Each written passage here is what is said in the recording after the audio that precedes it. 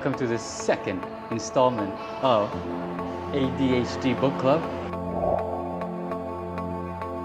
My name is Manuel, here with my buddy Al. What's up, guys? And we are here today for ADHD Book Club, episode 2. Yeah. I thought I was going to say that part. It's alright. Where we review random books. In random places. That's right. So right now we are in front of our tailors. On South Lake in Pasadena. Yeah, Just had lunch over at Nick's. yeah, it's nice. Delicious meal. Got our suits tailored. Yeah. We're ready to rock. Looking sharp, man. Thank you. Likewise. As always. I'm glad I brought my scarf. Yeah. Hot. Which books are you sharing with us today? Today I have two. Okay. First book is Echo's Kind. It's a kid's book. Shout out to Sherly. Shout out to Sherly. Sponsored by Sherly. Our newest sponsor. Are we allowed to say that? We're gonna say it.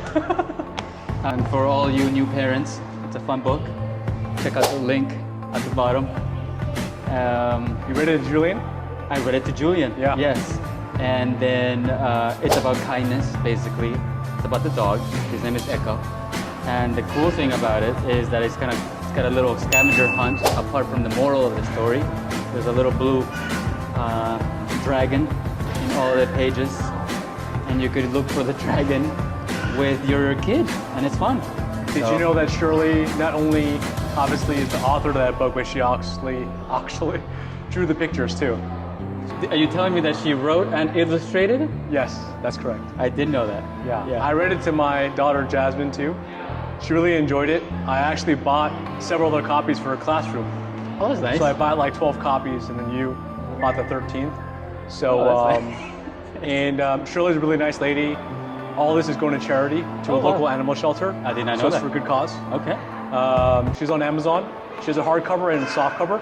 We both have the softcover. And I bought, I think I bought like 5 hardcovers and the rest softcovers for the classrooms. With the older kids, hardcover, and then the younger kids, softcover. But thank you, Shirley. And I also really enjoyed the book with my daughter. I liked how it intertwined being kind and caring for the environment. Right? That's right, yes. So yeah, what else do you have to share today? I have another book, and if you remember, Yeah. last time I talked about trust building. And again, all of my books I try to put into personal and business related topics into it. Yeah. So this is called The 5 Dysfunctions of a Team, and it was given to me by my mentor in my corporate world before. And it's basically a story, it's a fable about a team that is going through some issues. However, through those issues, you get to understand what are some of the problems that every team has. And again, just like my previous book, which is A Trusted Advisor, this book is useful to me not only for building my own team, Yeah. but also building close groups of people that, you know, ideally would want to work together, or you want to have a positive relationship with, be it your fraternity brothers, or your family, or your close group of friends, Yeah. or any of those groups that you want to be able to have a cohesive and strong relationship. You could apply what you learn here. So the 5 dysfunctions of a team are the foundational one is the absence of trust. And again, it relates to my previous recommendation where you know how to build trust. So basically, in the absence of trust, just become more of a human, more vulnerable, and that will allow you to create trust within that group of people. The second dysfunction that teams have is the fear of conflict, where people don't want to butt heads. Sure. Because they see it maybe as a negative thing. However, this way, the book highlights on how it is okay to have constructive conflict and to demand debate and accept and actually encourage discourse around ideas that everybody in that team will not necessarily agree with. So the third one is the lack of commitment. So when people don't have trust, and when people don't actually butt heads and create positive conflict, then they probably won't hold each other accountable. Sure. Which relates to the fourth dysfunction, which is avoidance of accountability. So commitment, what you gotta do is you focus on clarity and closure, and then accountability, the remedy is to confront difficult issues and be vulnerable and comfortable discussing these issues. And then the last dysfunction, which is the most, well, I wouldn't say the most important, but the one where you get to see more of the results, is the inattention to results. So one way to see that through is to focus on the outcomes. What is it that we want to accomplish? And then we can reverse engineer to that result. So again, quick summary, the 5 dysfunctions, maybe you could have them up here or here, a little diagram. We need trust, we need conflict, we need commitment, we need accountability, and we need to focus on results. I love if it. you do all that, then you'll have a cohesive team. Anywhere, at work, at life, at home. Thank you. Yeah. So Saved me and the audience some time for reading it. yeah, but I still recommend it. Yeah. But yeah. It's always a different experience, right? Obviously, reading the book and then just hearing a summary of it or reading off the key points. So this book, Magic of Big Thinking, by Dr. Schwartz, I read about 3 months ago. If you can see, I haven't finished all of it. I read up to here. Have about maybe 40 pages left. Okay. But I was able to gather what I needed to gather to make it worthwhile for me to pick up and read through. Okay. Reading more than half didn't take me too long. It was a very interesting book. I happen to read a lot of books that are self-help, geared towards that direction. This one, the biggest summary, key takeaway from reading this book would be that all of us have we have a lot of limiting beliefs, right? And I read books and watch YouTube videos, things that inspire me, so I think bigger. And so to see it out methodically on paper in a book, to kind of reflect on it and realize how it impacts me by not thinking big, and then the power of thinking bigger than where you think you're at. Your mind can take so much more, and you could end up getting so much more than what you want in a faster time period. How did the book give you some tools to do that? Okay, so specifically, there are 5 key takeaways I wanted to share with you guys. Okay. And the first, I'll run through the 5 first. So number 1 is believe in yourself. Number 2 is setting higher goals. Number 3 is taking massive action. Number 4 is building a positive mindset. And number 5 is developing people skills. Okay. What if I can't build a positive mindset? So if you can't build a positive mindset, the book will help you in the sense that he shares stories of how person A versus person B will go through the same type of situation. And by person A thinking small versus person B thinking big, how the person B came out on top.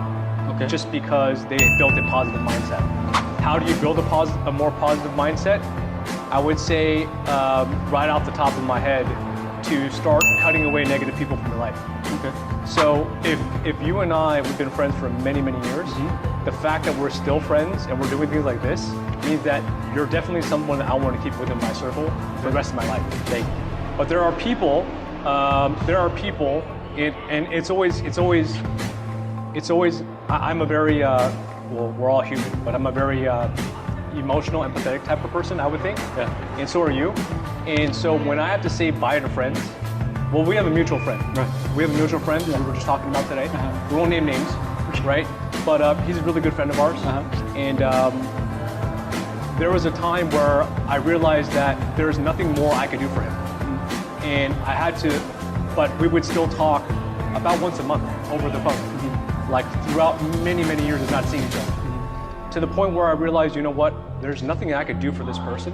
And every time I talk to this person, I feel like my energy is drained because I just feel so bad for this person. And every time I talk to this person, they never get better. Okay. And by me talking to them, keeping a relationship with them, and I can't help them, it just ends up bringing me down. Okay. And so that's the kind of person that You would get out of your circle. I would break that. I would so break that would be relationship. one of the things that this. In book order to has. get a more positive mindset, you have to detach yourself from negative people. Okay. Or people that bring your energy down. Nice. Or energy suckers, Okay. as they call it. I like that. But on the same note, it's never an easy thing to do. Sure. Because we're empathetic people. And in your businesses, in your life, I'm sure there are people that you know that fit that bill, but it's very hard to break out the relationship because you guys are so close. But it needs to be done in order to think big. Does that answer your question? Yeah. Perfect. Thank you. Thank you. So, number one, believe in yourself. Having belief in yourself, doing things that maybe you're scared to do, and you do it, and by that you conquer your fears. Manny has a thing called Fearful Fridays, where on Fridays he does fearful things such as prospecting. Obviously, I try to prospect daily, but I would say I have a Monday through Friday fear day, and every day is hard. We were just talking about at lunch how hard it is to just pick up the phone or go knock on doors. It never gets easier. Right. And then Manny was sharing how there's very high income producing colleagues of his at his firm, and even then it's still very difficult for them the very next day. Even though they know, and I know, and we know that in order for our business to thrive and grow, we must prospect. And we already see our numbers is plain as day, but just to get started again that very next day, it's just so difficult. And so to believe in yourself and have that confidence and to have relationships like this with your tight inner circle, so that you guys both, or girls, both encourage each other and let everyone know that it's not an easy thing to do. We're not Superman. Right? Okay. So set high goals would be number two. It's kind of like intertwined with what we just talked about, building a positive mindset. Taking action is very important. I remember a time when I used to just be like analysis paralysis. I just read everything, study things, plan things out, draw business plans, and I would never execute. So then what's the point of me even doing any of that? There's no point.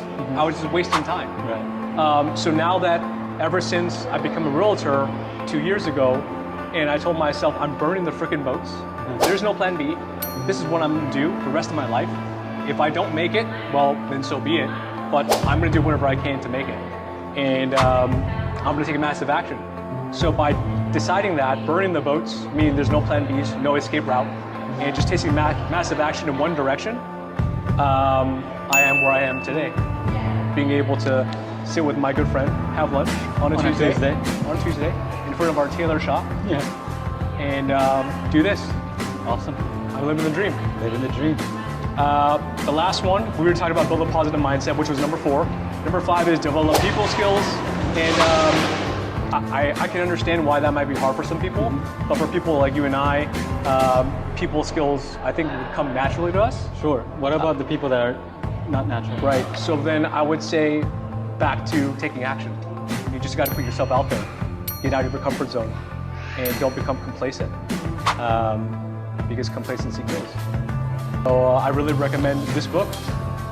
There's obviously a lot of chapters I didn't read, but from reading now for quite some time, if I can pull away 1 or 2 like key takeaways that I can implement in my life, which I've implemented a lot of these, then I see it as a huge win, and I can put the book down, happy.